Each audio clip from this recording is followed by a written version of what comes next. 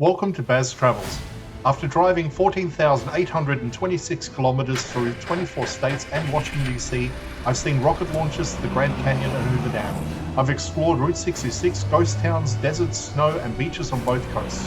From Vegas casinos to Alcatraz, the White House to Hollywood. Join me for a journey of the ordinary and the extraordinary. Loading destination. Simulation starting in 3, 2, 1.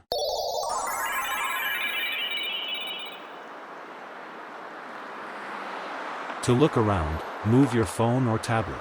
Click and drag if on a computer or move your head if using a VR headset. Please like and subscribe. We begin walking along Las Vegas Boulevard, moving past the Hilton Grand Vacations Club on this side. This property is part of the Hilton Grand Vacations brand, offering timeshare-style resort accommodation right on the Strip. The club's concept is rooted in the idea of ownership and return visits. Guests purchase intervals in resorts that combine the feel of hotel with the amenities of a luxury condominium. The site itself, along the stretch of the Strip, has evolved significantly as the city shifted from traditional hotel casino models towards multi-purpose resorts, timeshares, and mixed-use developments.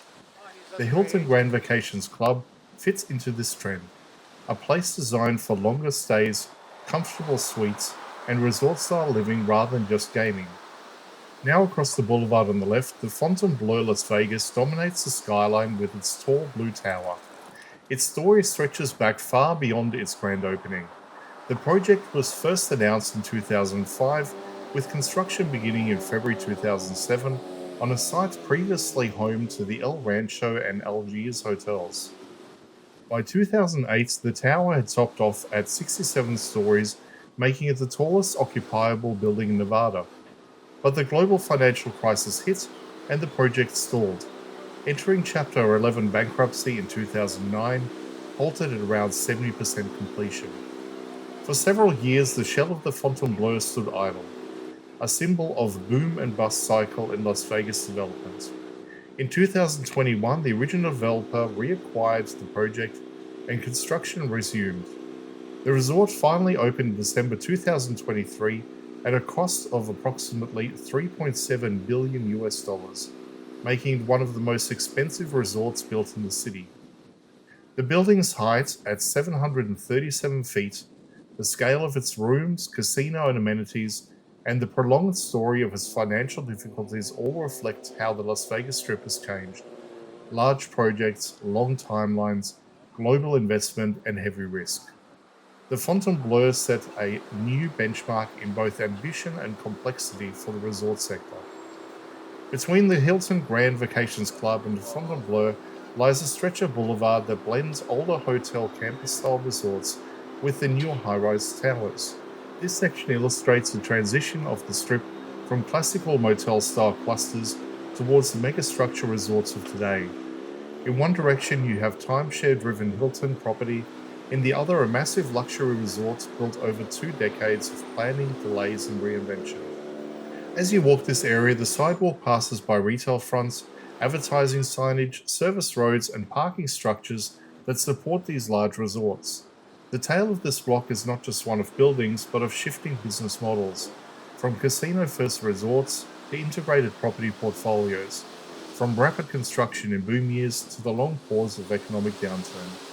In summary, this walk by the Hilton Grand Vacation Club and the Fontainebleau Las Vegas gives a snapshot of how Las Vegas has evolved in its land use and resort development.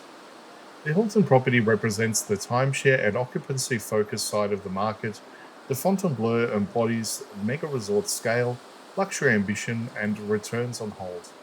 Together they mark a cross-section of modern Las Vegas history, built structures, stalled projects, changing use cases, and renewed growth.